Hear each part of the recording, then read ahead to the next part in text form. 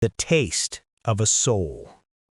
The city of Amuri was known for many things: its crowded markets, the noisy Okada riders that ruled the streets, and the golden glow of sunset that seemed to kiss the roofs every evening.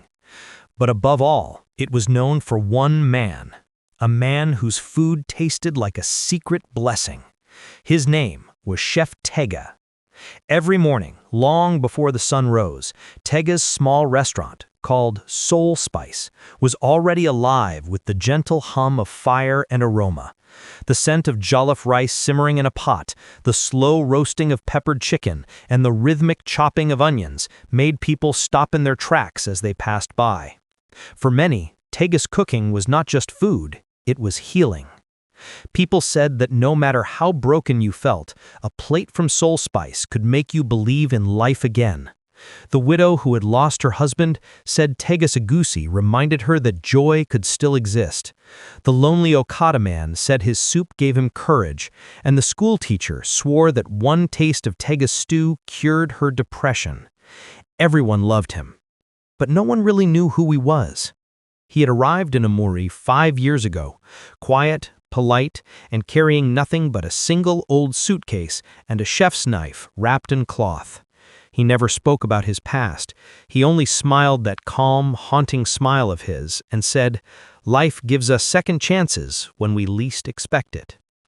Over the years, he became the heart of the town.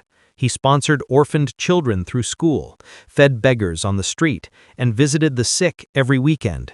Even the local pastor once said, "If heaven has a kitchen, Chef Tega will be in charge." Yet sometimes, when the night was quiet and the wind blew softly through the streets, some people swore they saw him standing alone outside the restaurant, staring into nothing. Just staring, as though listening to something only he could hear. Some said he was praying. Others whispered that he was remembering. That evening, as dusk fell like a slow curtain across Amuri, Tega finished cleaning the tables and stepped outside. He watched the sky turn orange, then purple.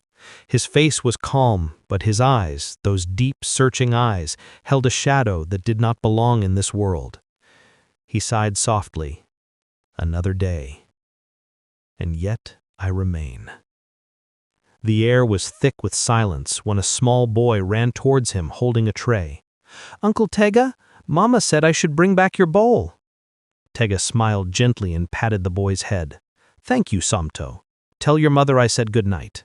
The boy grinned and ran off. Tega watched him disappear, then turned slowly towards the restaurant window.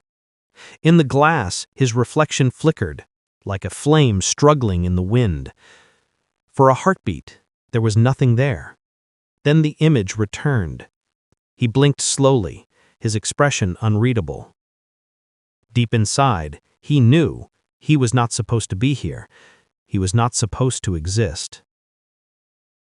The next morning, Soul Spice was packed as usual. Customers filled every seat, laughing, eating, and praising his cooking. "Chef, this stew is fire!" a man shouted. "You must teach me your secret," another woman said. Tega only smiled. "The secret," he said softly, "is to cook with the memory of what you've lost." The laughter paused for a moment, but no one questioned him. They just thought it was one of his poetic jokes. Later that afternoon, a young man walked into Soul Spice, tall, dark, wearing a black cap. He sat quietly at a corner table and ordered nothing. Just sat, staring at Tega. Tega felt the weight of his gaze but ignored it. He had learned long ago that peace came from silence. When the crowd thinned, the man finally spoke. "Excuse me, sir, are you from Nusuka?" Tega's knife froze halfway through slicing plantain. Slowly he looked up. "Why do you ask?" The stranger leaned forward. "Because you look exactly like someone I knew there. He died 7 years ago. His name was Okachukwu Tega Nafor. He was a chef too, and a good man." The kitchen went silent. Even the ceiling fan seemed to stop spinning. Tega's lips parted slightly as if to speak, but no words came out. "You must be mistaken," he said finally, voice low. "I've never been to Nusuka." But his hands trembled slightly as he set the knife down. The stranger smiled faintly.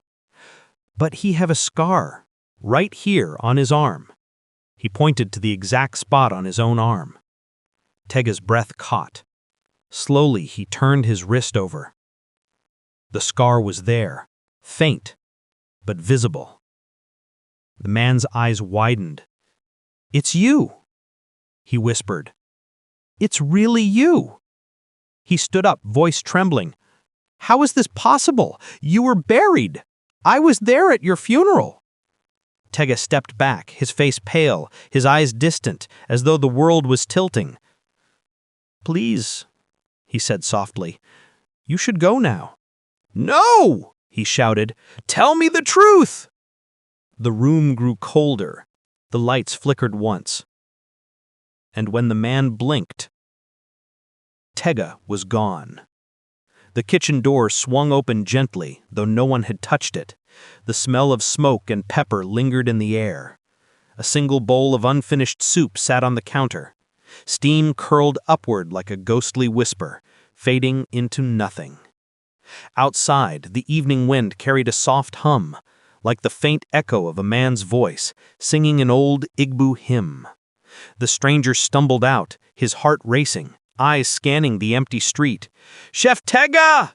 he shouted. "Come out! I just want to understand!" But there was no reply, only the sound of the wind moving through the mango trees. And somewhere far away, a faint laughter, soft, sorrowful, and fading with the dusk. That night, the people of Amuri said Soul Spice never opened again. Some said Chef Tega left without warning. Others said he died quietly in his sleep. But the most whispered story was the one told by the stranger, who claimed he saw a man walking towards the river under the moonlight, and that the man's feet never touched the ground. He said the man turned back once, smiled, and whispered, "Even in death, the soul still hungers to serve," then vanished into the mist. The next morning, the townspeople found a small wooden spoon at the edge of the river, engraved with the words, "To feed others is to keep the soul alive." And from that day, no one forgot Chef Tega of Amuri, the man who lived twice and cooked for both the living and the dead. The Stranger's Return.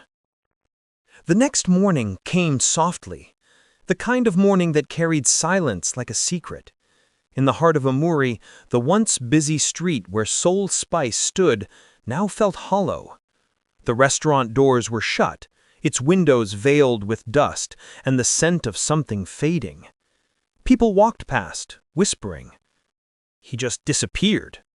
Maybe he traveled. No, I heard he died again. Rumors, like smoke, filled the air. Impossible to catch, impossible to kill. But somewhere, beneath the restless murmurs, a single truth slept, waiting to be awakened. The stranger who had recognized him, his name was Chuka. He hadn't slept all night. He kept replaying the moment Tega vanished, the flicker of light, the emptiness that followed. He could still smell the stew, still feel the coldness that had rushed into the room. It wasn't a dream. He knew what he saw. Chef Tega was supposed to be dead. By sunrise, Chuka found himself standing before the locked doors of Soul Spice. He pressed his palm against the wood. It was cold, like a stone kept under the rain. "What are you, Tega?" he whispered. "A ghost? Or something worse?" Behind him, the morning market began to awake. Traders shouting, music blaring from radios, the scent of akara frying. Life continued as though the town hadn't just brushed against the edge of the supernatural. But Chuka couldn't move on. Something inside him felt bound, as if Tega's mystery had tied an invisible string to his soul. So he decided to dig. He would find out who Tega really was and why a dead man was walking among the living. His first stop was the local church. The priest, an elderly man with white hair and eyes like calm water, listened quietly as Chuka spoke. "Father, do you remember the man they called Chef Tega?" The priest nodded slowly. "Ah, Tega, yes. A good man, a generous man. He used to bring food for the children every Sunday." Chuka leaned forward. "Father, did he ever talk about his past?" The priest's brows furrowed. "Once," he said softly. "He told me that cooking was his way of asking God for forgiveness." "Forgiveness for what?" Chuka asked. The priest shook his head. "He didn't say. But sometimes when he prayed, I could hear him whisper names. One name often, Amara." Chuka scribbled the name down in his notebook. "Amara," he repeated under his breath. "Find her," the priest said gently. "Maybe she holds the key to his story."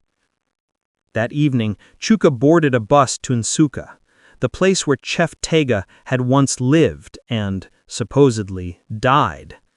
The road stretched endlessly through the countryside, where the setting sun turned the fields to gold. Chuka leaned against the window, his thoughts heavy. What if Tega wasn't the only one?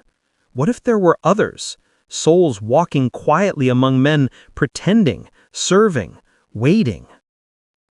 By nightfall, he reached Nsukka. It was smaller than he remembered, a sleepy town wrapped in the hum of crickets and the scent of earth after rain.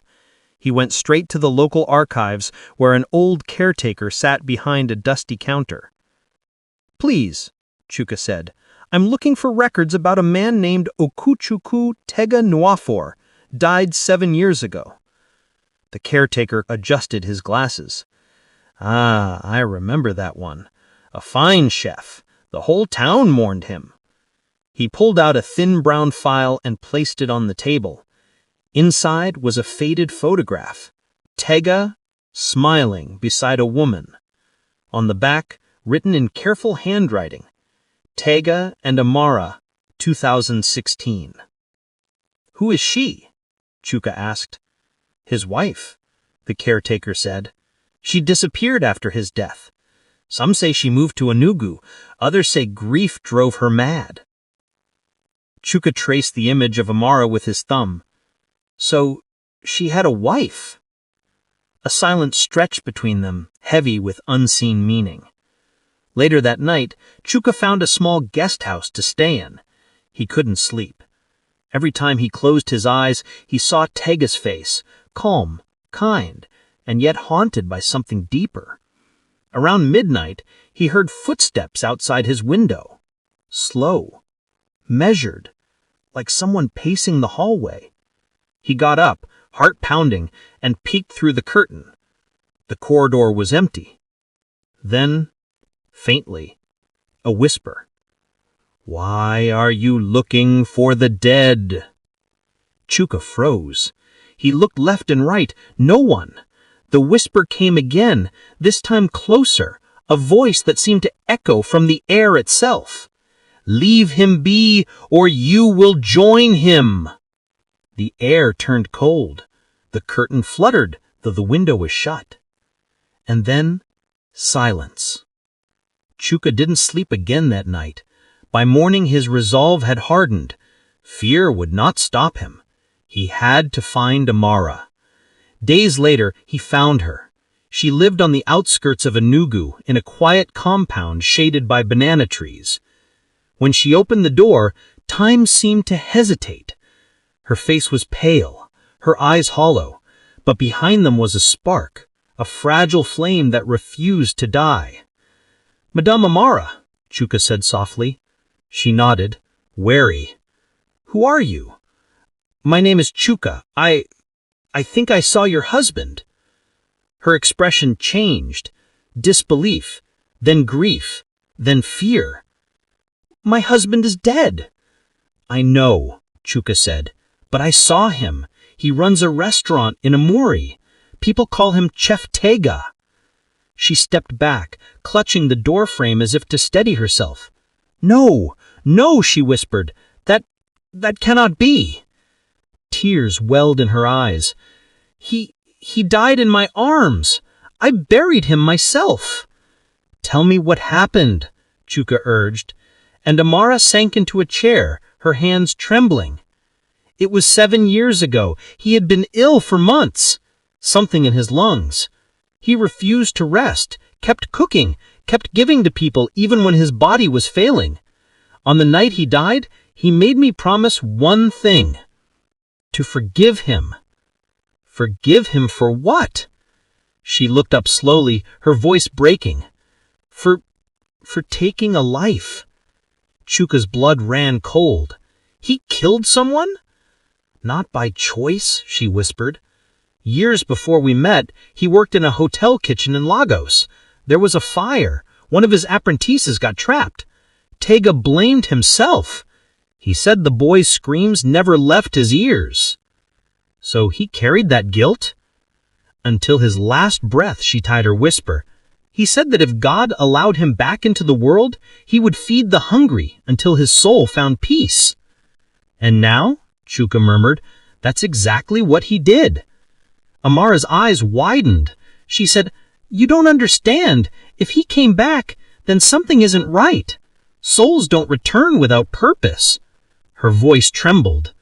"It means there's something unfinished." That night, as Chuka prepared to leave, Amara handed him a small wooden box. "He wanted this buried with him," she said. "But when the coffin was sealed, I couldn't let it go." Inside the box was a worn-out recipe book. Pages yellowed with age, covered in Chega's handwriting, but there was something strange. On the last page, beneath a list of ingredients, were the words, "To feed the soul, one must first release it." Chuka looked up. "What does this mean?" Amara shook her head slowly. "I don't know, but every time I dream of him, I see fire and water and a river calling his name." Outside, thunder rumbled. Rain began to fall, steady and cold. Chuka placed the box into his bag and stood. "Thank you," he said softly. "I'll find out what he wants and maybe help him rest." Amara's voice stopped him at the door. "Be careful," she whispered. "The dead are not meant to be found twice." As Chuka stepped into the rain, lightning flashed across the sky, and for an instant he saw a figure standing by the roadside, still, silent, watching him. A man in a white chef's coat. "Tega!" Chuka breathed. But before he could move, the figure faded, melting into the rain, leaving behind only the faint scent of smoke and pepper soup. That night, the river near Amuri stirred for the first time in years. Fishermen swore they heard singing, low, sorrowful, and familiar. And when the sun rose the next morning, someone had written on the sand, "The taste of a soul never truly fades." The sun rose slow that morning, like it was afraid to touch the ground. A pale gold light crawled across the streets of Umuife, painting shadows that whispered more than they spoke. The town had not been the same since the night Chef Tega vanished. His restaurant, once alive with laughter, aromas, and soft Afrobeats, now sat silent, its doors sealed, its windows dark. People passed by with lowered heads. Some crossed themselves. Others whispered as if the walls could hear them. How can a man who was buried years ago live again, cook again, give again? They said his food tasted like healing, his smile like forgiveness, but now all that was left was an empty kitchen, and the faint smell of something that felt too alive to be gone. Among those who mourned quietly was Chisom, the woman who had first recognized him. She had not slept since that night. Her eyes bore the shadow of a woman haunted, not by ghosts, but by truth. She had gone to the police, to the church, even to his supposed grave in Oba community, but none could explain what she saw. One evening, she stood outside his locked restaurant, Tega's Flame. The sign creaked softly in the wind. The smell of roasted plantain from a nearby vendor drifted through the air, reminding her of his kitchen. She placed her hand on the wooden door and whispered, "If you're out there, tell me why." The air grew still. Even the crickets paused. Then came a faint sound, a metallic clatter, deep from inside, like a pan shifting or a spirit sighing. Chisom froze. Her heart pounded. She stepped back, her lips trembling, and from somewhere beyond the door came a soft voice, distant, sorrowful, barely there. "Some hungers do not die." She stumbled away, breath shallow, fear wrapping around her like mist. That night, she dreamed of fire. Not the kind that burns, but one that calls. She saw Tega standing in a kitchen surrounded by shadows, his eyes sad, his apron white as salt, and behind him a great pot simmered, not with food, but with memories. In her dream, he spoke softly. "Every act of kindness leaves a scent in the spirit world. I cooked with love, and love refuses to stay buried." When Chisom woke, her pillow was damp with tears. She sat by her window watching dawn break again, slow, tired, uncertain. She knew what she had to do. She would return to Oba, Tega's old community, and find out what truly happened the night he died. 2 days later, she boarded a dusty bus heading east. The road stretched long, lined with palms whispering secrets to the wind. Along the way, she met an old man carrying a small calabash. His eyes were milky with age, but sharp with knowing. He looked at her and said, "You are walking with the scent of the dead, my daughter." She blinked, startled. How do you know?" The old man smiled faintly, revealing a missing tooth. "When a man dies unjustly, his spirit wanders until it is remembered right. Perhaps your chef was never meant to rest." Chisom's throat tightened. She wanted to ask more, but the old man closed his eyes and began humming a tune, low and ancient, like something older than the road itself. The bus rattled on, the sound blending with the hum until it felt like the earth was singing too. When she reached Oba, the town seemed to hold its breath. The locals remembered Tega well, the cheerful young man who had gone to Lagos to chase his culinary dreams, only to die in a fire 10 years ago. His parents had since moved away. His childhood home was abandoned, the roof caved in, vines crawling through cracked windows. Chisom walked inside slowly. The air smelled of dust and rain-soaked earth. On the wall, blackened by time, hung a picture, Tega in his chef's coat, smiling beside a steaming pot. She brushed her fingers against it, whispering, "Why did you come back?" A gust of wind swept through the broken roof. Papers fluttered. One page, browned and brittle, landed at her feet. It was a recipe, but not like any she had seen. At the bottom was a note written in faded ink. "To feed the living, the dead must first forgive." Her breath caught. The words shimmered faintly, as if they were alive. Then, just as she bent to pick it up, she heard footsteps behind her. Slow, heavy, familiar. She turned, heart racing. Tega? But the room was empty. Still, the scent of freshly cooked stew filled the air, and on the table, beside an old cooking pot, lay something new. A single white chef's hat, perfectly clean. Chisom fell to her knees, trembling. Her voice broke as she whispered, "What are you trying to tell me?" The flame of a half-burnt candle flickered beside her, casting long shadows on the walls. Then, in that quiet, broken house, the air itself answered, "Remember me not as the dead, but as the meal that never ended." The candle went out, and darkness, deep, familiar, eternal, settled over her. When Chisom opened her eyes, the world had changed. The light that filtered through the broken roof was different, soft, golden, almost unreal. Her skin tingled as though touched by unseen hands. For a moment, she wondered if she had crossed into another realm. The air shimmered faintly, and before her stood the faint outline of Tega. Not flesh, not shadow, something in between. His presence was gentle, yet the room bent around it, as if even silence dared not interrupt him. His eyes, calm and endless, looked into hers. "You should not have come here," he said, his voice carrying both warmth and sorrow. "Some truths are meant to be tasted, not swallowed." Chisom rose slowly, trembling. "Why, Tega? Why live again in another town? Why build a life when you were gone?" He sighed, looking toward the candle that had gone out. With a flick of his hand, it lit again, glowing steady.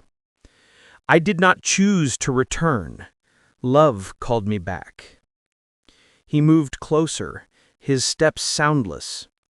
"After the fire took me, I wandered between worlds. I saw the faces of those I had fed, the poor, the hungry, the broken. Their prayers clung to my soul. In their grief, I found no rest." Chisom felt tears sting her eyes. "So you became him? The chef in Umuife?" "I woke in a strange town with no memory of death, only the hunger to serve again. The hands that once burned in flame now healed others through food." He paused, his gaze softening. "But memory is a patient fire. It burns when time allows." She reached out instinctively, but her fingers passed through him like mist. "You helped so many, Tega. Why disappear when I found you?" His form flickered, eyes darkening. "Because remembrance breaks the seal. The moment you called my name, the spirit of death remembered its debt." Outside, thunder rolled low, though the sky was clear. The walls groaned softly, as if the house itself knew what approached. "There are rules, Chisom," he said. "When the dead walk among the living, balance demands payment. A spirit cannot wear a name twice." Chisom shook her head, her voice breaking. "There must be a way. You gave life, love. How can that be punished?" He sighed faintly, a single tear traced down a face that should not have wept. "Every kindness has a cost. Mine was to feel hunger forever, not for food, but for peace." The candle's flame wavered. From its light emerged small images, like spirits born from smoke. Faces, children laughing, women smiling, the poor being fed, all those he had touched. "They gave me purpose again," he whispered. "But when you spoke my name, you reminded the world I was never meant to exist."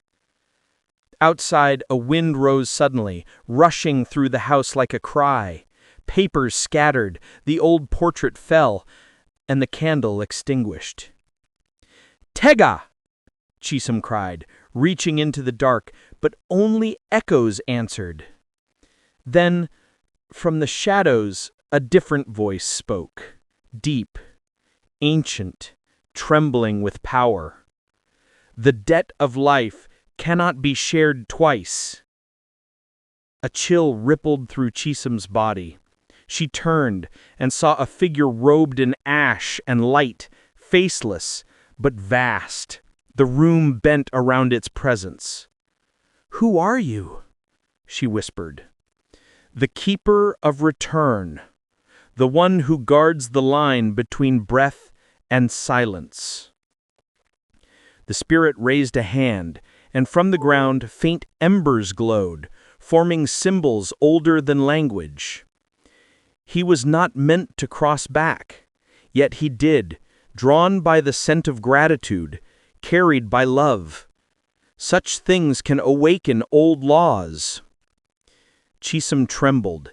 If love brought him back, then let love keep him. The spirit's faceless head tilted slightly. Would you bear the hunger in his place? Silence stretched. Chisom's heart pounded. The thought terrified her. To feel what he felt, to live between life and death.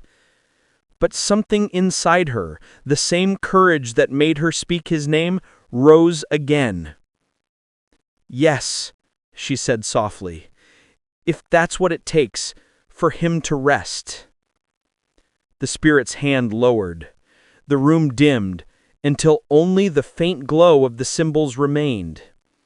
Then, child of breath, be marked by remembrance. A warm light wrapped around her chest, not burning, not cold. It felt like memory itself entering her bones. Her vision blurred, her breath caught, and when she blinked, the spirit was gone. In its place lay only a folded note and the white chef's hat. The note read, "Forgiveness feeds the soul. Remember for me." Chisom clutched the note, tears streaming down her face. She knew what she had to do. She would return to Umuife and reopen Tega's flame. But this time, it would not be just a restaurant. It would be a place where the hungry and forgotten would eat freely, a place where love and memory could rest together. As she stepped out into the evening light, the scent of stew followed her, warm, comforting, alive. Somewhere in the wind, she heard Tega's voice, faint, but smiling. Now, the flame belongs to you. The road back to Umuife felt longer than before. Chisom sat by the bus window, the wind tugging gently at her scarf. Her heart was full, of grief, yes, but also of purpose. The folded note and the white chef's hat rested in her lap like sacred relics. Every village they passed carried the same scent of life, cooking fires, roasted corn, laughter spilling from compound walls. Yet beneath it all, she could feel something else, a quiet rhythm, like a heartbeat in the earth. She had begun to sense what Tega must have felt, the whisper of souls fed by kindness. When she finally arrived in Umuife, the sun was setting. Its light fell soft on the closed doors of Tega's flame. The town had changed. People had moved on, but whispers of the vanished chef still floated in market corners. Some said he was an angel who fed the poor. Others claimed he had been a ghost all along. But all agreed on one thing. His food healed something no medicine could reach. Chisom unlocked the restaurant door with trembling hands. Dust rose in small clouds, dancing in the dying sunlight. She stood there for a moment, listening. And then she smiled. "Let's begin again," she whispered. Days turned into weeks as she cleaned, painted, and prayed. The townspeople watched curiously, and when she finally reopened the doors, she renamed it the Eternal Flame. There were no prices on the menu, no waiters, just an open kitchen, long tables, and food that seemed to taste like memory itself. Those who came hungry left with more than full stomachs. They left lighter, as if something unseen had been fed within them. Some swore that on quiet nights, when the last plate was washed and the lamps dimmed, they saw a figure moving behind her, wearing a white chef's hat, his face calm, his eyes glowing faintly in the dark. Chisom never denied it. She only smiled and said softly, "Every kitchen has a spirit. Mine just remembers too well." But peace, even when found, never comes easy. One evening, as she closed up, she felt a strange warmth at her chest, the mark the keeper had given her. It pulsed gently, like a heartbeat that wasn't hers. The air shimmered, and for a moment she saw Tega again, not as a ghost, but as light, clear, calm, whole. He smiled, his presence filling the room with the scent of fresh bread and palm stew. "You did it," he said softly. "You turned hunger into healing. Now I can rest." She wiped her eyes, laughing through tears. "I only followed your recipe." He stepped closer, light flickering gently around him. "Then you have understood the secret. A meal is never about what fills the stomach.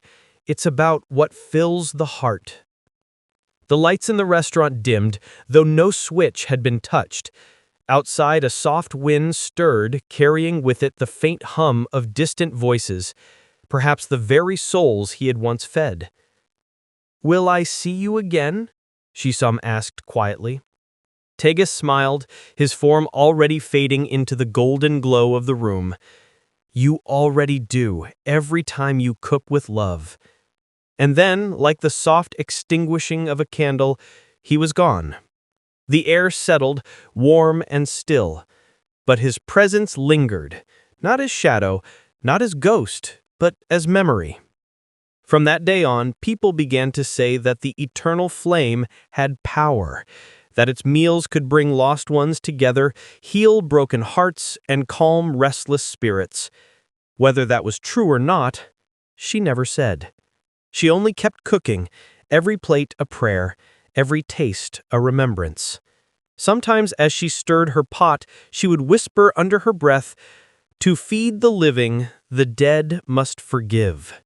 The words had become her mantra, and each time she spoke them, the mark on her chest glowed faintly, like the memory of a flame that would never die.